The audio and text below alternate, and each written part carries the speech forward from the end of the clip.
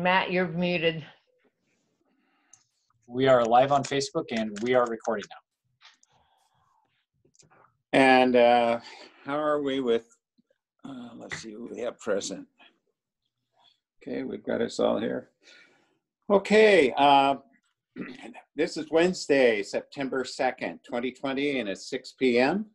And we're on a virtual meeting for the Urban Renewal Agency. And I'm your chairman, Doug Morton, and we'll proceed with roll call with our vice chairman, Steve Topaz. Are you here? I am here. And our director, Keith Locke. I'm here. And director, Jenny Carlson. Here. And our honorable mayor and director, Rick Scholl. Here. We'll go to next item on the agenda. And, actually what I'll do is I'll introduce the staff as well. City Administrator John Walsh, are you here? I'm here. Associate Planner Jennifer Dimshow.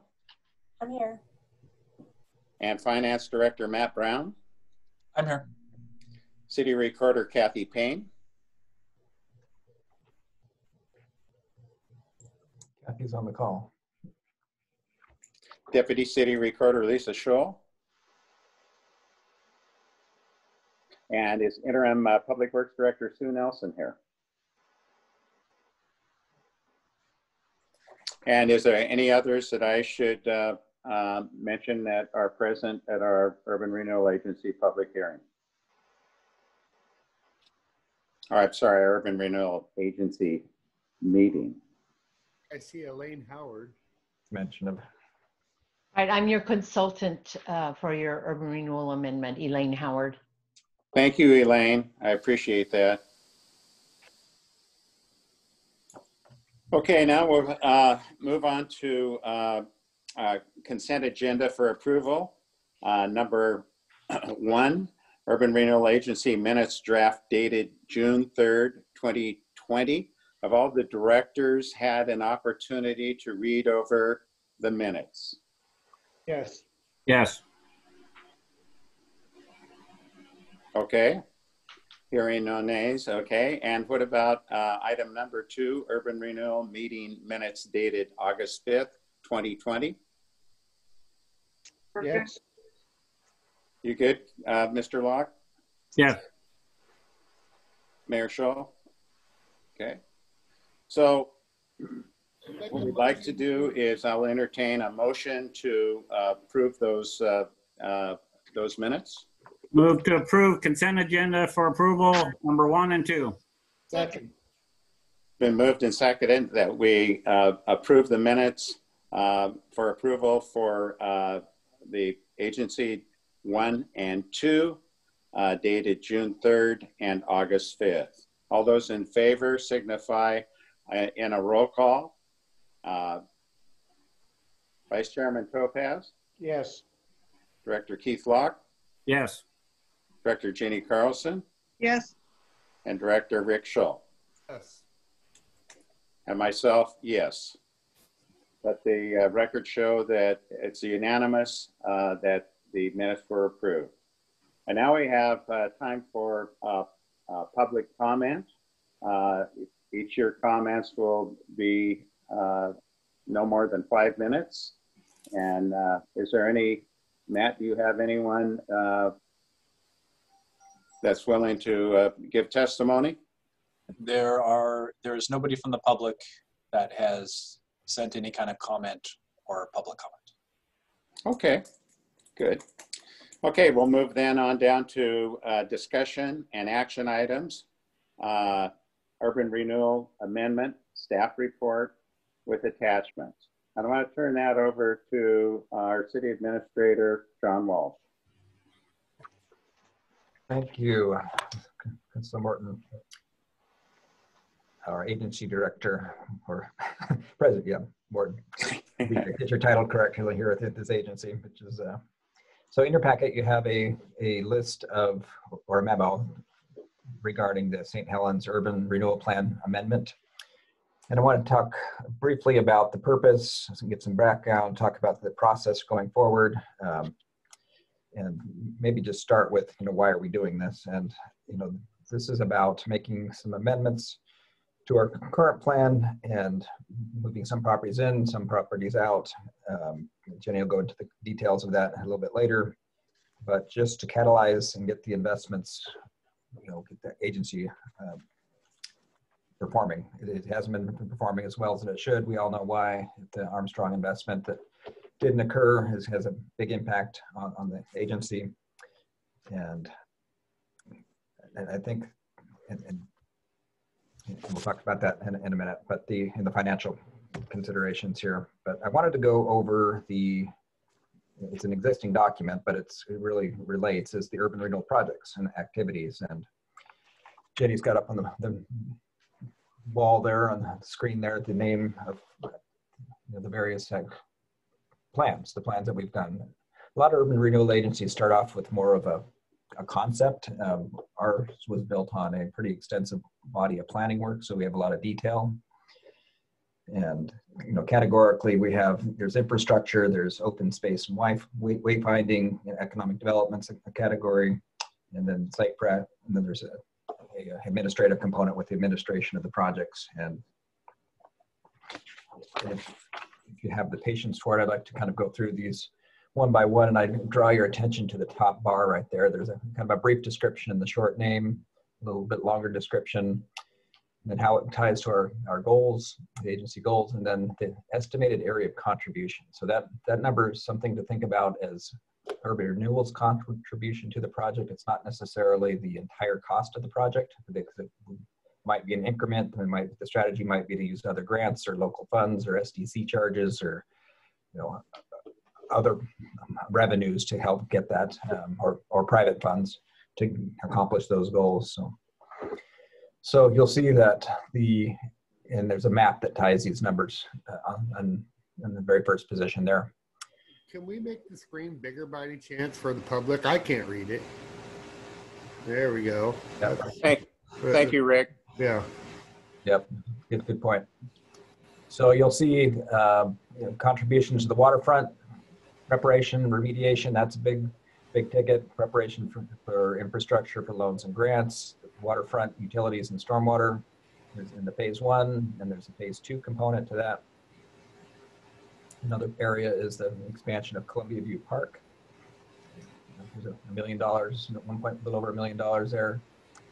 The Greenway Trail in phase 1 along the bank, an enhancement, and that's currently what we're working on in the RFQ.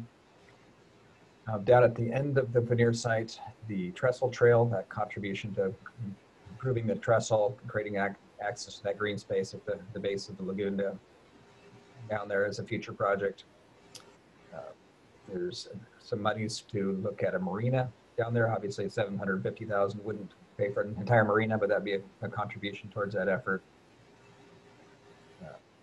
The second phase of the Greenway Trail is a project. That's a pretty substantial project with river walks, overlooks, park improvements, creating that really just fantastic waterfront feature that we're trying to go for with these funds and this project and the overall project. And then related to that, the riparian corridor enhancements, public access, that contribution, these natural areas, along the channel and the lagoon and the waterfront. So moving up towards the plaza, there was a project in there to enhance the courthouse plaza, do some improvements there. Wayfinding improvements is throughout the urban renewal agency. It's, not a lot of money. We've already made some investment with grants in that area, which is fantastic thanks to our work with grants and things of that. The extension of First Street and the Strand, the projects that are top of the chart right now as far as getting funded and moving forward with First Street and the Strand improvements. And then the other end of the old Portland Road and the Gable intersection improvements right there at the other end as it connects to the highway. are also projects on the list.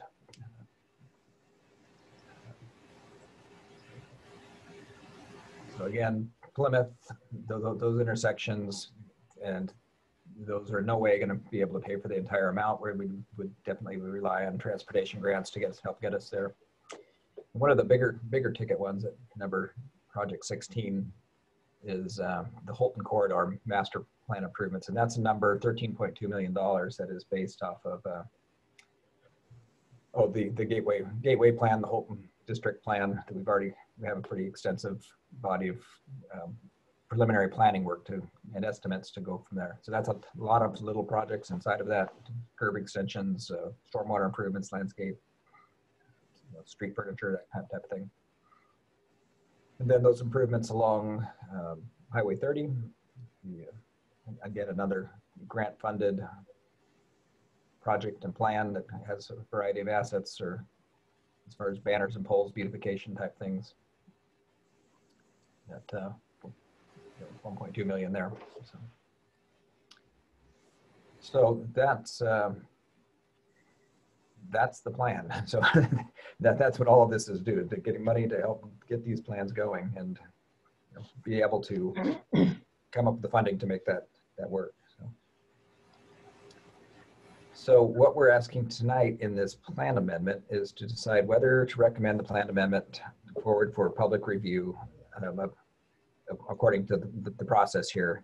And that process is, there's a component where it goes to the Planning Commission for their review of the comprehensive plan, concurrence and conformance with the comprehensive plan. There's a component where it goes to the Columbia County Commission for their review, then back to the City Council for consideration.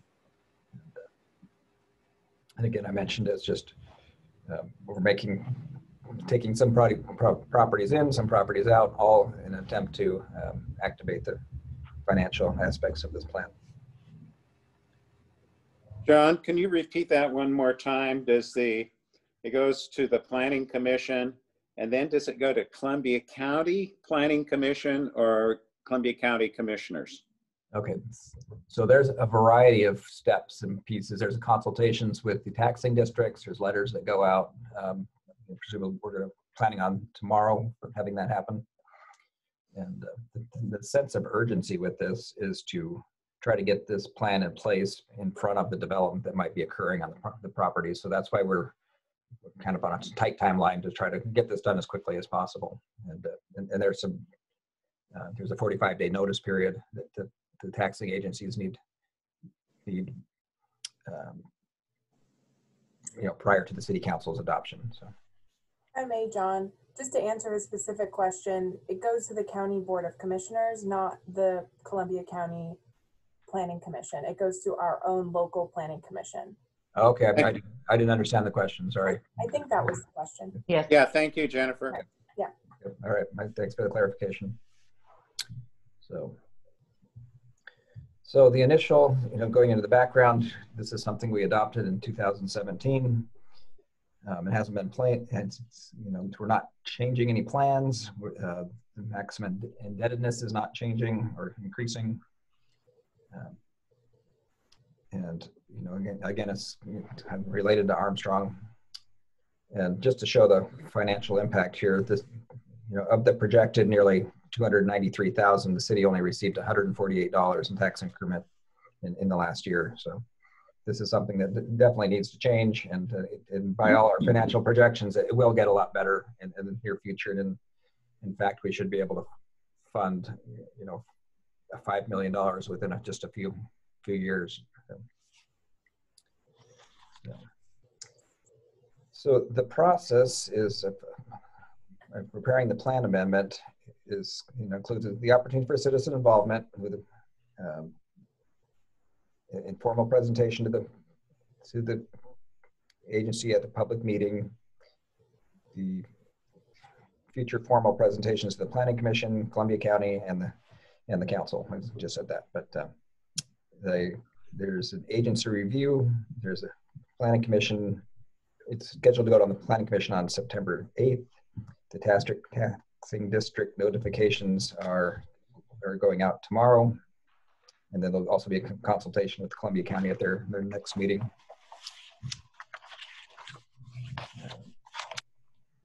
There's also a component where it goes out to all the utility customers in the city. So that'll be going out, and September 22nd billing, I believe, is the date from that. Okay. And we are currently scheduling the city council. Was going to hold would consider the ordinance on October 21st. So, on the first reading, and the second reading on November 4th. So the goal here is to have this all done by November 4th.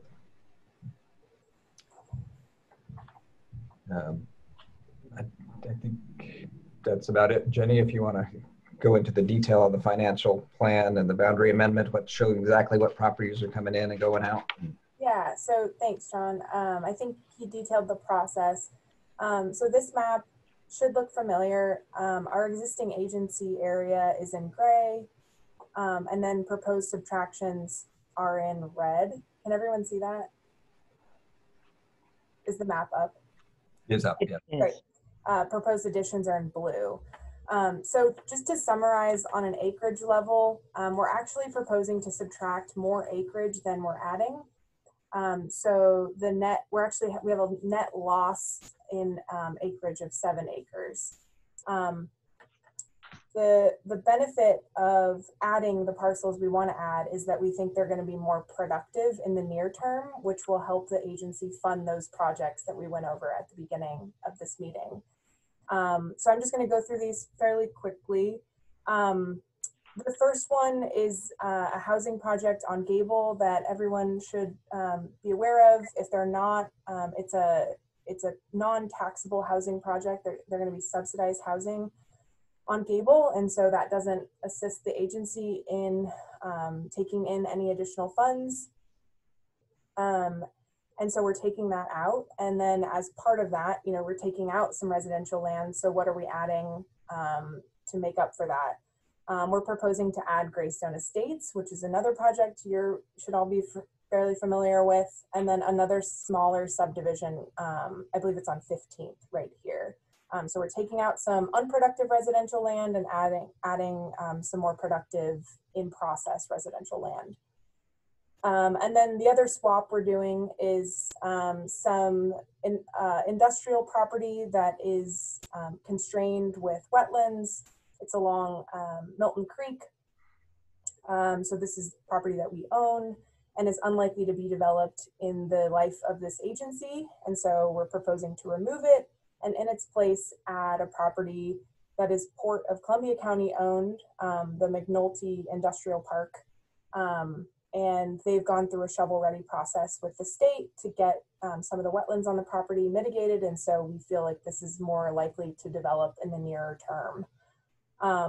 So that's the basics. There's some other smaller changes. One is a clerical issue where it was a buildable lot that it only included a portion of the lot. So we're adding a little parcel there off the highway.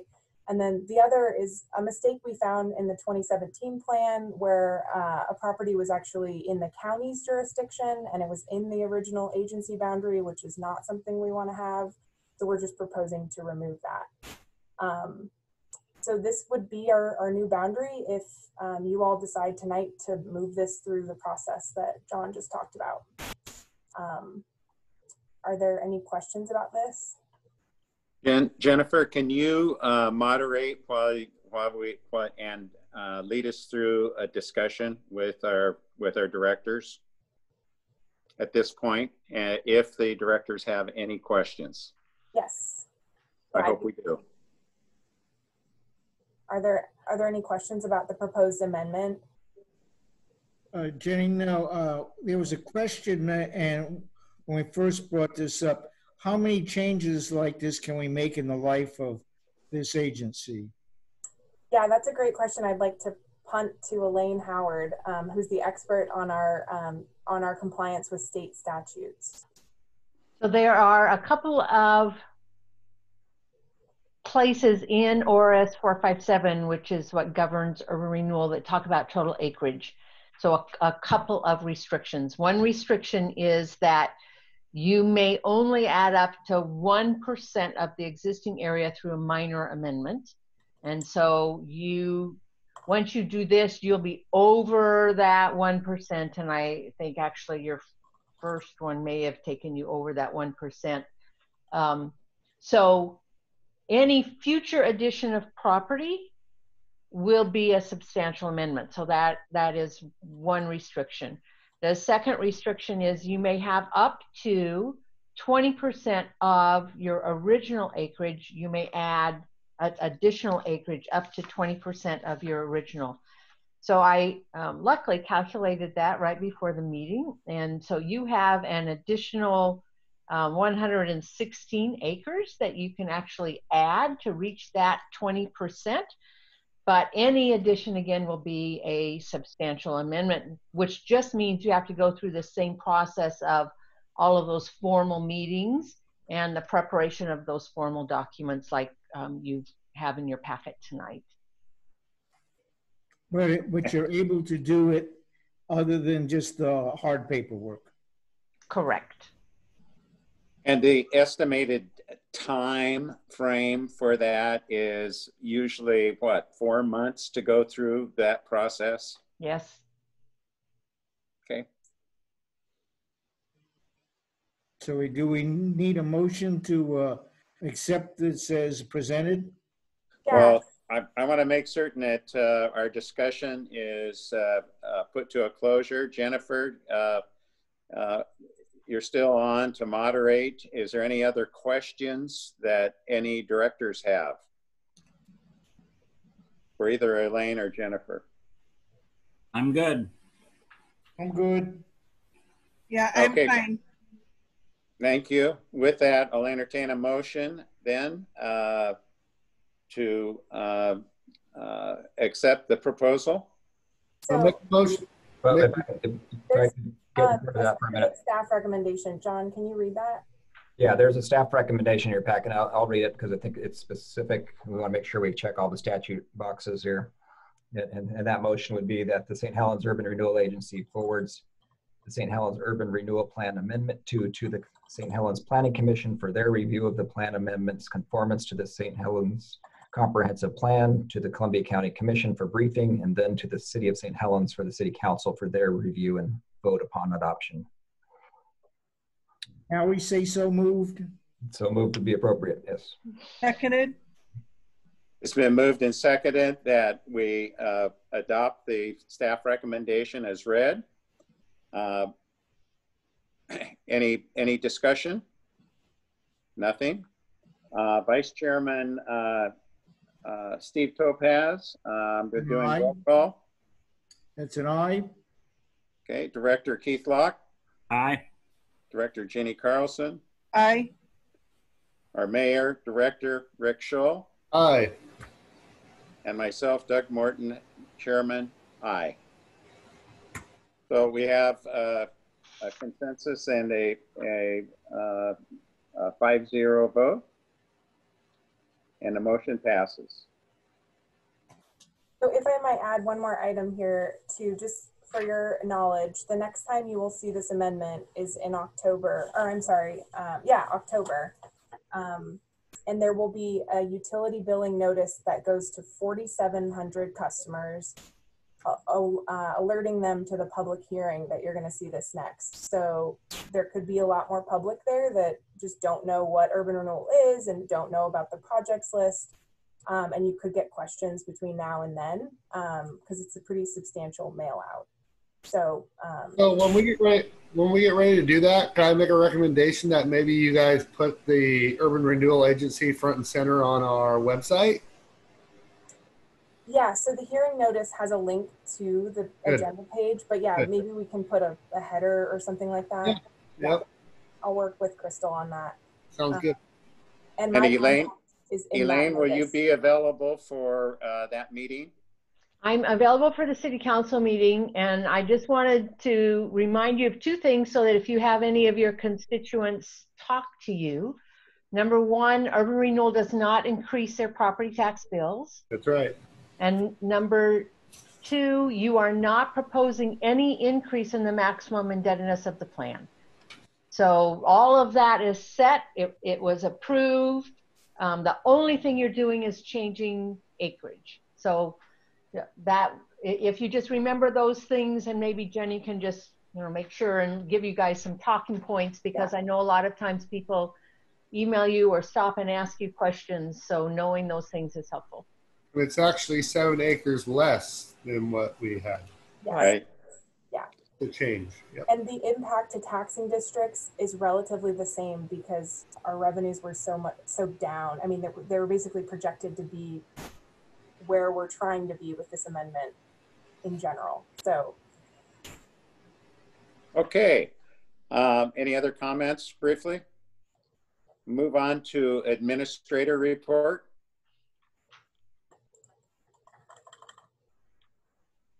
I have no further report. We have a commission, and if you have questions, there's a public hearing kind of backed up to this in 4 or 5 minutes here. So. Okay. All right.